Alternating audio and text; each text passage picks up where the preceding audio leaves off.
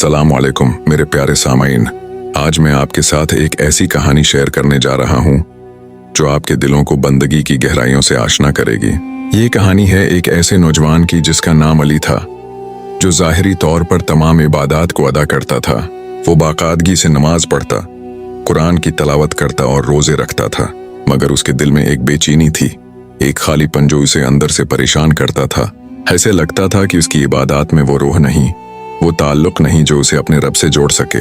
एक रात तहज्जुद के वक्त वो सजदे में गिरा और रो रो कर अल्लाह से दुआ करने लगा, ए मेरे रब, मैं तेरी बंदगी तो करता हूँ मगर मुझे वो लज्जत क्यों नहीं मिलती? मुझे अपनी क़ुर्बत अता फरमा। ताके बाद उसे ऐसा महसूस हुआ जैसे उसके दिल से एक बोझ हट गया हो। अगली सुबह से उसने अपनी इबादत को नए अंदाज से देखना शुरू किया। जब वो नमाज के लिए खड़ा होता तो उसे याद आता कि वो अपने रब के सामने खड़ा है। हर आयत, हर तस्बीह, हर सजदा उसे अल्लाह से करीब तर करता गया। इसने अपने रोज़ों में अल्लाह की रिज़ा की नीयत को मजबूत किया और कुरान की तलावत करते हुए वो कलाम इलाही की गहराइयों में खो जाता।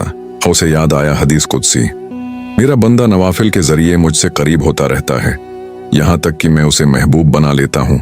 इसने तहज्जुद को अपने मामूल का हिस्सा बना लिया और फजर की नमाज के बाद जिक्र व अज़कार में बैठने लगा। वक्त के साथ अली ने महसूस किया कि उसकी जिंदगी में एक ऐसा सुकून आ गया है जो पहले कभी नहीं था। इसकी इबादत अब महज रसूमात नहीं थी, बल्कि अल्लाह से एक गहरा और प्यारा ताल्लुक बन गई थी। ये बंदगी की वो लज्जत थी जिसके लिए उसका दिल तड़पता था। उसने समझ लिया कि इबादत सिर्फ फराइज नहीं, बल्कि अल्लाह से मोहब्बत का इजहार है और अल्लाह की क़ुर्बत ही हकीकी सुकून और इत्मीनान का जरिया है।